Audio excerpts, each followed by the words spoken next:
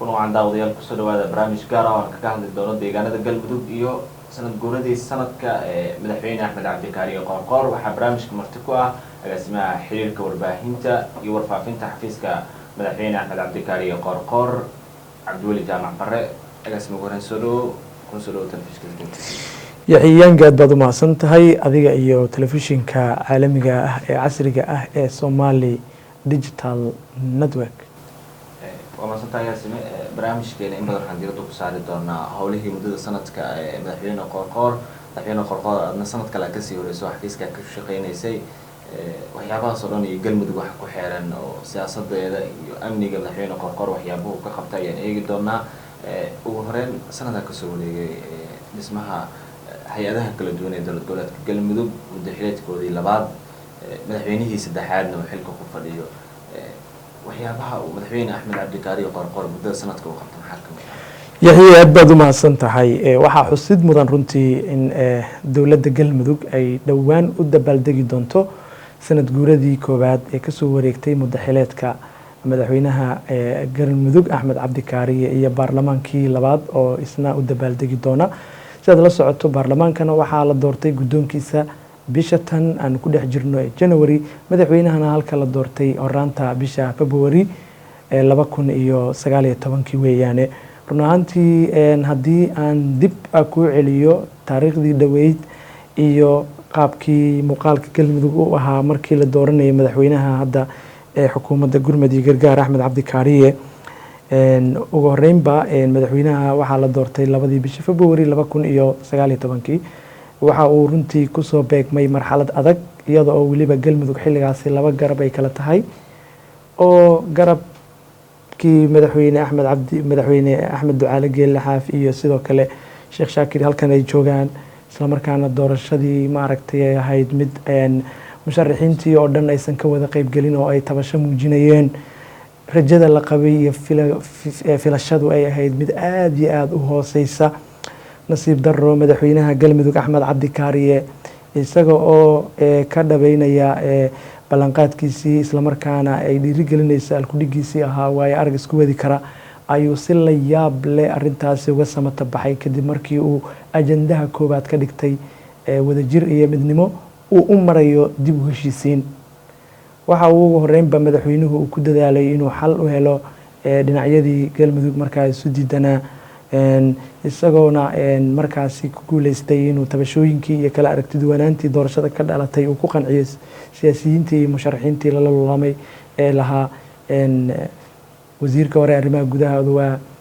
kamaalo markaa la tartamay agaasimihii hore ah bila Soomaaliya iyo dhammaanba dhinacyadii markaa doorashada diidanaa oo uu kamid yahay siyaasiyiin badan kamid ahaayeen uu ku qanciyay markaasi in ay hadda ay haboon tahay in galmudug laga wada shaqeeyo wadajirkeeda iyaguna ay la qaateen nasiib wanaag oo ay muujiyeen biseel siyaasadeed isla markaana halkaasi ay ka ambaqaadatay galmudug loo dhan yahay oo higsi leh waxaana ugu horeyntii madaxweynuhu uu xooga saaray in uu tadbiiqiyo dib u heshiisiin siyaasadeed iyo mid ijtimaaci ah midda siyaasadda waxa uu ugu horeynba la heshiiyey dhinacyadii siyaasadiisa diidanaa doorashadii uu kusoo baxay tan dib u heshiisiinta arrimaha bulshadana waxa uu ku guuleystay inuu ugu horeynba uu booqdo deegaanka huurshe iyo xeraale oo uu huurshe halkaasi uu markaa ku guuleystay inuu soo afjaro khilaafaadkii bulshada halkaa degta iyadoo oona si lilaahi ah oo aan laqdabo lahayn ay beelahaasi ay gacanta isi saareen isla markaana wixii ay kala tirsanayeen dhiig iyo waxyaabihii markaa jiray la xaliyey iyada oo markaa gacan lixaad laga helayay xukuumaddii xasan cali khayre ra'iisul wasaarihii hore waayahay waa mahadsantahay fikirkooda aan bixisa laakiin waxaan rabaa inaan ku laabano midna aan ogaadno madaxweyne axmed cabdi kaariye qoorqoor waxyaabaha ugu badan xilligan lagu dhaliilay muddada sanadka uu xilka fadhiyo waxaa kamid ah amniga galmudug kuma xoogayn al-shabaab gaar ahaan caasimadda iyo deegaanada kaaga dhow cadaada iyo ay ku jirto madaxweyne qoorqoor waxyaabaha uu isagoo jaanis haystan uu ka faa'iideysan waayeen waxa ay kamid tahay la sheegaa in khilaafaadkii badnaa ee maamulka jiray uusan jirin garab walba waxay ahayd ahlu sunna oo Soomaaliya haysan jirto kale madaxweyne qoorqoor arrintaas muusan la kulmin dhankan kale cadaado wax kaga imaado oo khilaafaad ah ma jirin marka madaxweyne qoorqoor sanadkii uu joogay amniga muxuu ka qabtay iyadoo al-shabaab badanna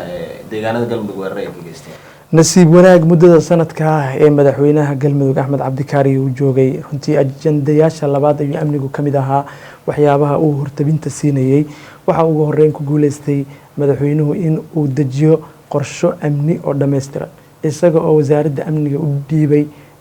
agaasimihii hore ee hay-adda muqabaraadka dowladda federaalk ee soomaaliya xildhibaan danjire axmed macalin fiqi. waxaana lagu guuleystay sida aada la socoto dhisidda in amniga dowladda galmudug uu noqdo mid iyaga ka yimaada una yimaada, halka uu maanta ka yahay ammaankeeda mid ay sugaan ciidamo heer federaalah ama booliis ama military ama nabad sugid. ugu horeyn madaxweynuhu waxa uu ku dadaalay in horta baarlamaanka la mariyo sharciga dhisidda ciidamada taraawiishta amaba birmadka oo buddhig u noqonaya dhisidda amni taya leh si loo helo ciidamo galmudug leedahay marxalad walba iyo xaalad walbaba ka howlgala galmudug. waxaa lagu guuleystay ugu horeynba in maleeshiyaadkii wadooyinka inta la qarameeyo tababaro loo furo meelo kala duwan, xerada dhankaroone, xerada indhaqaris iyo xero kale oo dhacda duleedka balanbalba, in ay maanta yihiin ciidamadii ugu horeeyey ee galmudug ay si gaara u leedahay oo ah ciidamada gaarka ah daraawiishta, kuwaasoo haddaba howlgelaya ka shaqeynaya sugidda iyo xaqiijinta deegaanada kala duwan ee galmudug. aada la socoto in maalmahanba ay cadowga isku hayaan bacaadweyn duleedkeeda iyo camaare inta udhexeysa, halkaana ay guulo waaweyn kasoo gaarayaan. taas waxay ka mid tahay tallaabooyinka hore loo qaaday oo aan hore u jirin. hore galmudug ciidamo daraawiish oo effective oo hubeysan oo tababaro kasoo baxa oo stateku leeyahay oo xuquuqaadkooda hela ma lahayn. dee waa dareemi kartaa muqdisho oo caasimadii degan tahay ayaa ay ka jirtaa waxyaabaha galmudug a ka sheegayso, oo hadda aan hurwaa iyo taleex ama hodan oo kale aan si rasmi ah mas-uuliyiinta dowladdu aysan uga howlgeli karin ama aysan u joogi karin. mar walbaba amnigu wuxuu u baahan yahay continuous improvement iyo horumarin joogto ah. waa la bilaabay barbilow fiican. muddo ku dhow al-shabaab laguma arkeynin ama wax weerar kama geysan jirin. madaxweyne qoorqoor markuu yimid ay bilaabeen, ma waxay muqdisho kala socontaa taas? dhuusamareeb haddaad waaqici tahay mar walba waxay ahayd meel maxaan ku yidhaahdaa cadowga lagala dagaalamo. aniga waxaan joogay xilligii madaxweyne xaaf, mar walbaba waa jiray shakiga ah, mar walbana waa kulaalayeen oo ceelbuur iyo dhuusamareeb wax yaray isku jiraan. waxa ay joogeen xataa xilligii wadaadada ay joogeen oo kale meelahan bulucle la yiraahdo 25 kilomitr meelaha jira. marka wax uguba maaha, laakiin qorshaa nooga yaala, istiraatiijiya nooga taala, way soo daahi kartaa sabab la xiriirta. waxaad ogtahay madaxweynuhu inuu kusoo beegmay covid-19 jira. covid-19 wax badan buu halakayay ciidamadii howlgaladoodii tasiilaad helidoodii, laakiin amniga qorshe cad baa nooga yaala, waana guulo wax ku oolana waa laga soo gaari doonaa. mar walbana dee firaaqa waa jiray, laakiin waa loo soo jeeday sidii wax looga qaban lahaa. halkaas aan rabaa inaan ku laabto. waxaad tiri maamuladii hore xitaa waa lasoo kulaali jiray. ahlu sunna markay joogtay dhuusamareeb baa la weeraray ma la maqli jirin, laakiin banaankeeda howlgala taariikhda dib u eg dhuusamareeb la weeraray. taariikhda ayaa macalina intaasoo jeer oo ahlu sunna ay gacanta ka haysay ayay dhacday in magaalada dhuusamareeb 2012 iyo mar ay la wareegaan mar walbaba. marka wax uguba maaha. haddana dee haddana waxaad ogtahay in howlgal la qaaday bilooyin ka hor bulucle iyo aagaas iyo ceelbuur eriyadeeda laga sameeyey. laakiin hadda istiraatiijiyaddu ay isticmaalayaan dee jabhadda shabaabka waa wax la dhaho camaliyatul karri walfar ama gurilla istiraatiiji ku dhufo oo ka dhaqaaq. taasna maaragtay dee muqdishoy ka dhacdaa oo hoteelo la galaa lasoo weeraraa. wax mataqaanaa national agenda u baahan, national problem ah waayo oo u baahan xal qaran. waxyaabaha bedel maxaa kamid ah markii uu yimid madaxweyne qoorqoor ma ciidamadii ahlu sunna dhammaantooda magaalada laga saaray? runtii bal lagama saarine empowerment ayaa loo siiyey. waxay heleen waa la qarameeyey magaalada lama soo gelin. inteed ka keentay wararkan aad leedahay magaalada al-shabaab intay ka soo galeen? magaalada al-shabaab weerar inay ka geysteen ma jirto. xaggee yay ku dileen dhuusamareeb waa madaafiica lagu soo tuuro ma hayno wax xaqiiqada inta ka xagee ka haysaa warbaahintooda weydiinayna warbaahintee qortay warbaahinta dhuusamareeb ku sugan si joogta ay usoo tiriyaan in adeero dhuusamareeb waa caasimada galmudug shirar baa ka dhacayay magaalo shirarkaa soomaalida weyn tixgelinaysa ee wasiiradu ay ku lugeynayeen amni daraa ka jirta cid ka akhrisanaysa malaha adigana mataqaanaa ha ku gelin dee haddaadan xigasho rasmiya haynin weriyaa taa wax badan ka dhowrso gurceelna saas oo kale gurceel lagama arki jirin inay weeraro ka dhacaan bamba waxaa lagu weeraray guriga taliyaha nisa magaaladaas hadda bam yaa waaya cidda geysatay lagama arki jirin xitaa iska dhaaf in weerar toos madaafiic iyo miino iyo laga geystay deegaanadaas gurceel iyo dhuusamareebe xilli habeenaha waxaa la weeraray guriga cabdulaahi oo gaashaaka tirsan marka la weerarayay barxadda gurceel oo la fashilinayay isku daygii qarax madaxweynaha ma joogin galmudug ma joogin haddana qarax ma dhicin saas baa loola daba taagan yahay saas baa ammaankii ciidamadu ay mar walba usoo jeedaan waxyaabahan maaragtay waana kuu sheegay wax ku dhufo ka dhaqaaqa wax oo la dhihi karo maanta dulduleel amni waaye maaha markee waddan walba ay ka dhacdaa oo caalamka dhan bay ka dhacdaa jabhaddu mar walba waa soo xira taraaraysaa iyadoo oo ka faa'iidaysanaysa dhuusamareeb ilaa hadda wax ka dhacay oo aan anigu hayo ama aada haysa ma jiraan iyadoo taas ay jirto madaxweyne waxaa sheegtay inuu dib heshiisiin waday taas bedelkeed dib heshiisiinta iyadoo socotaa saraakiil badanaa aana qabiil loo dilay deegaanada galmudug niyahow saraakiisha lagu dilay balampal dowladduna waxa ay gelisay juhdi ballaaran guddi baaris ah ayaa loo saaray dad baa lasoo xiray laba siyaaboodana looga jawaabaa xaqiijinta amniga waa ka hortag iyo ka daba tag ka hortaggii meel baadiyahay ahayd ciidamo qaran bay ahaayeen waxaan ka xunnahay in maleeshiyaad gacantood ay ku baxeen iyaga oo loo dilay aana qabin argagixisa ma dilin xal ayaana arrintaasi qorshana waa nooga yaallaa waxaad ogtahay gobollada dhexe annaga aafada ugu ballaaran ee hadda aan dareemayna argagixisa maa argagixisada ugu ballaaran ee aan la daalaadhacayno waa aanooyinka qabiilka iyagana waxay u baahan tahay wacyigelin waxay u baahan tahay dadaal waa wax mataqaanaa rubuc qarni soo jiray oo u baahan in la daweeyo oodna og tahay gobolka inuu ka mid yahay waxyaabihii saldhigga u ahaa mashaakilka iyo qaran jabka soomaaliya maxaa ka mid ah waxyaabaha dib u dhiga madaxweynuhu inuu buxo deegaano badan tagay isaga afkiisa ka sheegay in qabiilo isdirirsan oo deegaanka xilligan wixii ka dambeeya aysan jirin maxaa soo rogaal celiyay socdaalkaas oo qaaday wuxuu hoga tusaaleynayaa heerka amniga galmudug 45 maalmood ayuu madaxweynaha socdaal ku mareeyay la yiraahdo hirgelinta haykal dowladeed iyo hanaan maamul min degmo ilaa tuula ayuu tagay dhammaan deegaanada xorta ah bacaad weyn uu tagay habeen buu seexday hadday jirto ma aragtay dee amni faraha ka baxsan ma dhici lahayn meel waddo loogu galay maada ma haysaa waddo maa loo galay mala soo weeraray waxay caddaynaysaa heerka amniga ka jira galmudug uu gaarsiisan yahay adna waxaa ku sheegaya in dhuusamareeb al-shabaab weerar ay ka geysanayeen oo madaafiicin lagu soo tuuro miinooyin laga sameeyo waxaas waa waxaad adigu hadda unkayso oo aada yabjabaysee madaxweynaha la weerara ma sheegin waxaa dhuusamareeb ma aragtay amni darra kama jirto caddaynna u keen meesha qaraxa ka dhacay iyo dadka lagu dilay iyo wax lasoo weeray habeene badan lagu soo tuuro dhuusamareeb ma beeninaysaa da waxaa maqashay umalaynayaa xilli roobaadka gugaca roobka ma maqashay waayahay socdaalka nabaddaan ku laabanaynaa madaxweynuhu intaasoo dadaal uu bixiyey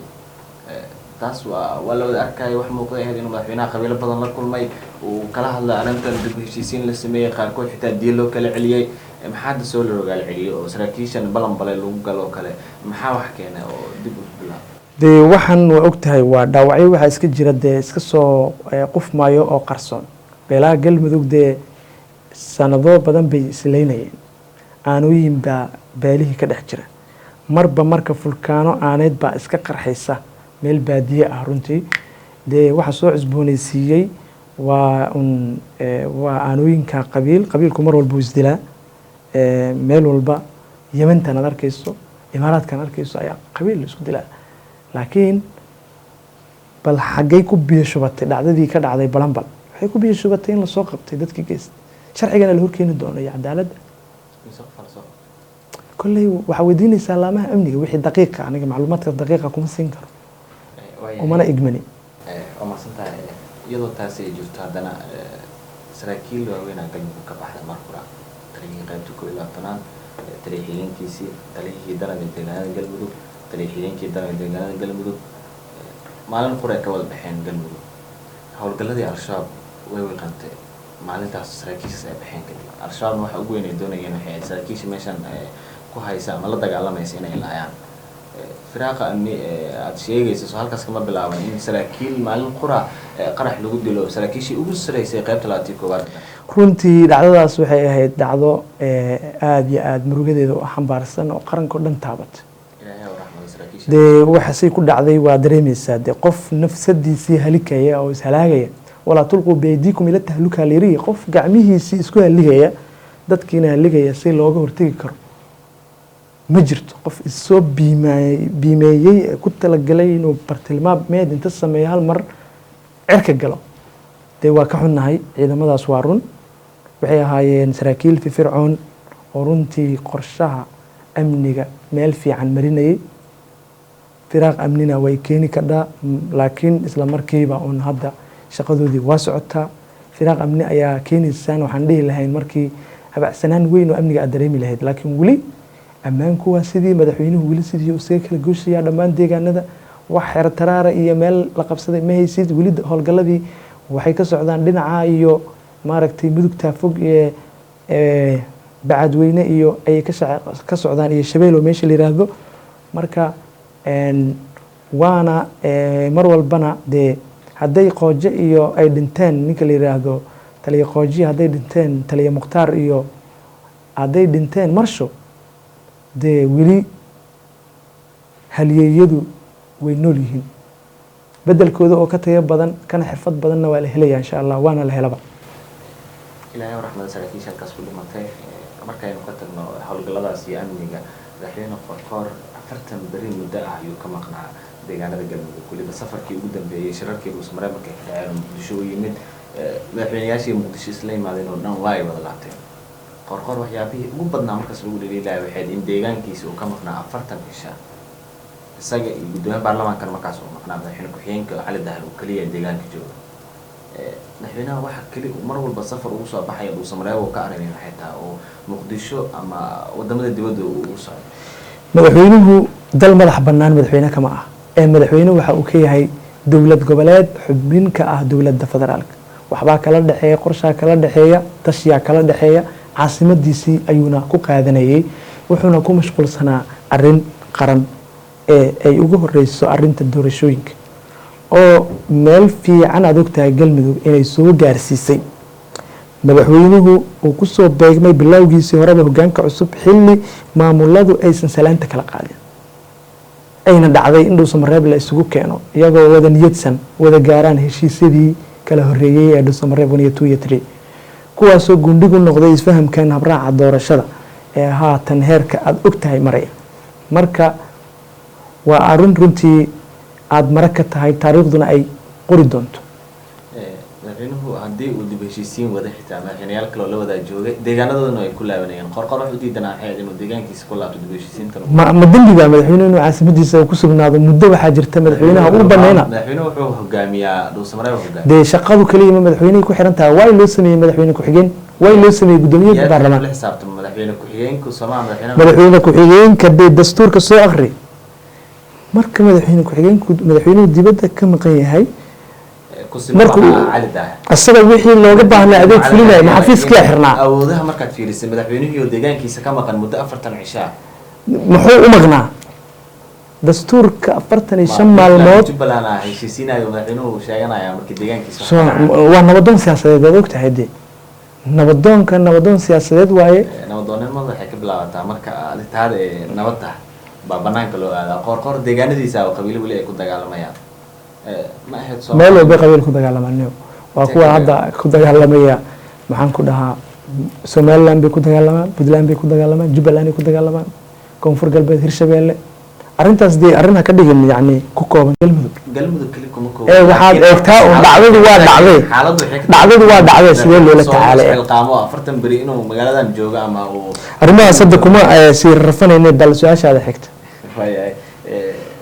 day wararka waxaan aadaynaa dhinacyada kale arrimaha bulshada qorqor isdhexgalkiisa uu sameeyey waxyaabihii ugu weynaa markuu siyaasadda soo galaya waxaad wax muuqdo oo inuu socdaalo nabad sameeyey inuu xarumo dowladeed furay maxaa la taaban karaa oo ama la sheegi karaa oo qorqor uu ka qabta arrimaha bulshada sida caafimaadka waxbarashada deegaanka oo mararka qaar la dhihi jiray dib u dhac weynaha ka jiro oo maadaama meesha culimadii ay haysato dowladdana falgal badan aysan lahayn adeegyadu waxay ka mid yihiin waxyaabaha runtii dowladda tan ay sida waxtar kale uga jawaabtay hadday noqon lahayd dhanka adeegyada asaasiga ah waxbarashada caafimaadka biyaha helidda kaabayaal bulsho horumar ballaaran ayaa laga sameeyey wasaaradaha waxbarashada biyaha iyo wasaaradaha adeega dhan ayaana runtii arrimahaasi fuliyey waadna haddaad daraasayso wararka la xidhiira galmudugna waad heli kartaa wasaarad walba beejidkeeda kusoo bandhigtay haddaan tusaalooyinka kooban kuusoo qaado wasaaradaha biyahoo kale waxay hadda ay ku mashquulsan tahay fulinta mashruuc weyn oo la yidhaahdo biyoole oo xal waara u helaya mashaakilka biyaha iyo sidii loo kaydsan lahaa sidii maxaan ku dhahaa marka roobku doo kale looga faa'iidaysan lahaa dadku ay heli lahaayeen ila biyood adigoo weliba og in biyuhu ay ka mid yihiin waxyaabaha buddhiga waa khilaafaadyada iyo xasaradaha gobolka oo dowladdu ay aada ugu dadaalayso runtii inay mucaasarayso casriyeyso hanaanka helidda biyaha iyo weliba dhaqashada xoolaha iyo mataqaanaa arrimaha la xiriira xoolaha iyo beerahaba xoolo dhaqata beeraleyda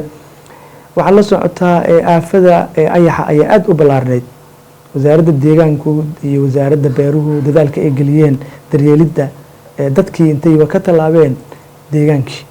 oo hadda howlgallada ay sameynayso wasaaradda beeraha dhirta iyo daaqa oo lagula tacaalayo aafadii ayaxa looga hortegayo ayaad la socotaa haddaba wiigan socda waxbarashadoo kale dee waa wax mar walbaba horumarkeedu uu socdo waxbarashada deegaanku aada bay tayadeeda usoo horumareysaa waxaa laga hirgeliyay halka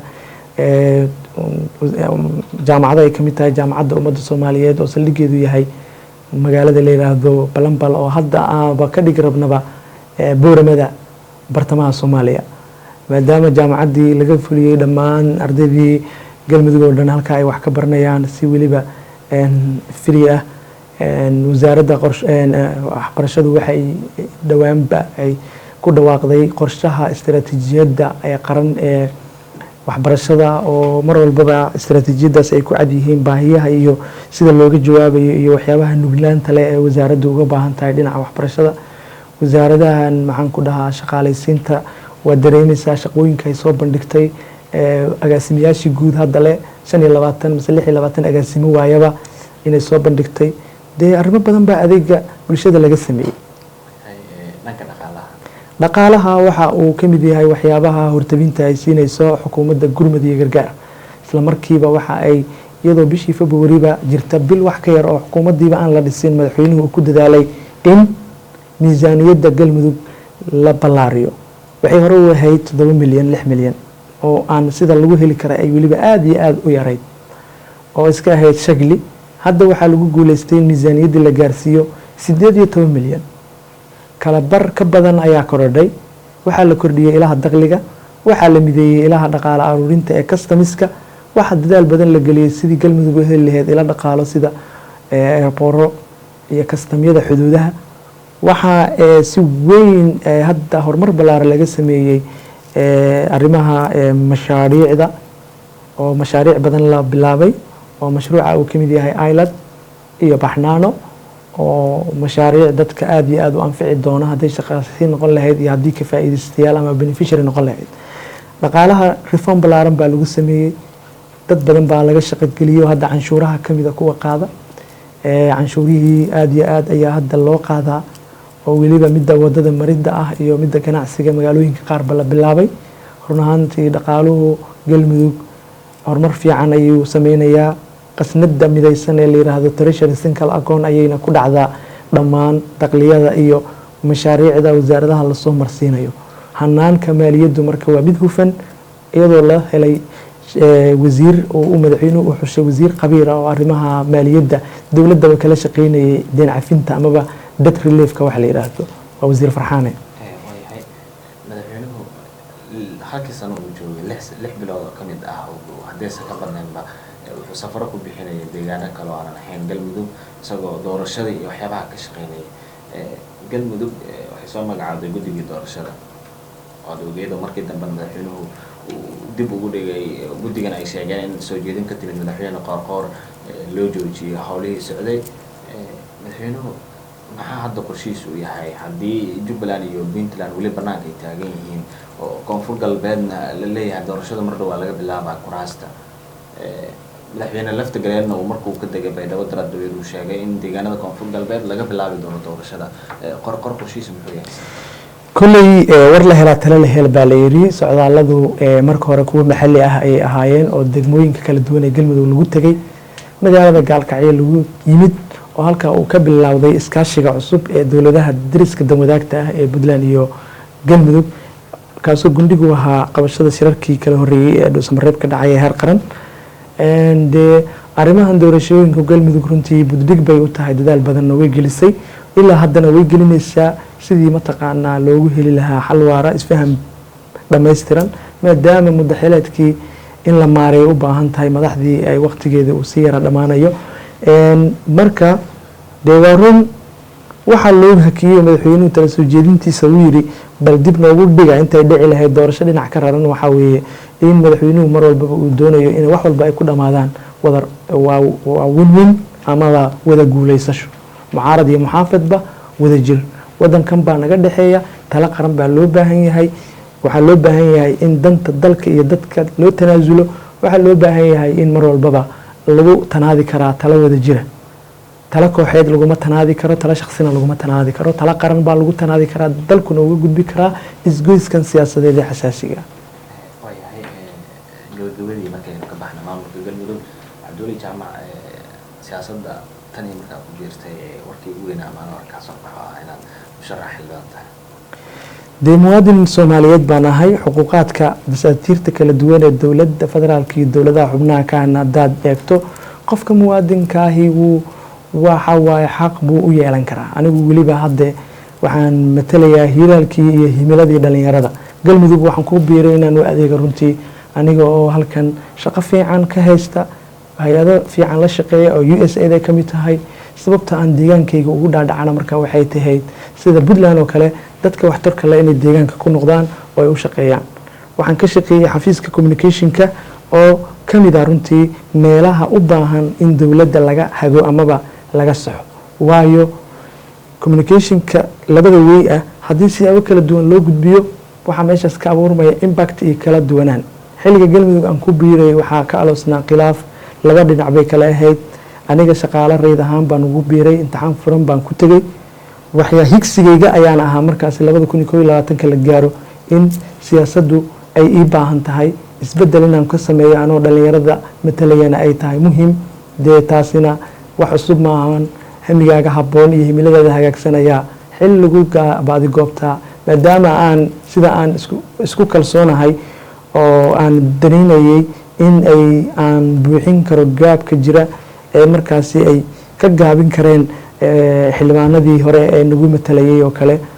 dawladahana runtii aan la soo shaqeeyay sababtaaba ay ku dhalisay waana mid runtii iga timid bulshada galmudug oo igu dhiirigeliyay in ay quman tahay in aan isku dayo kuday.com ayay marka tahay qorshaheed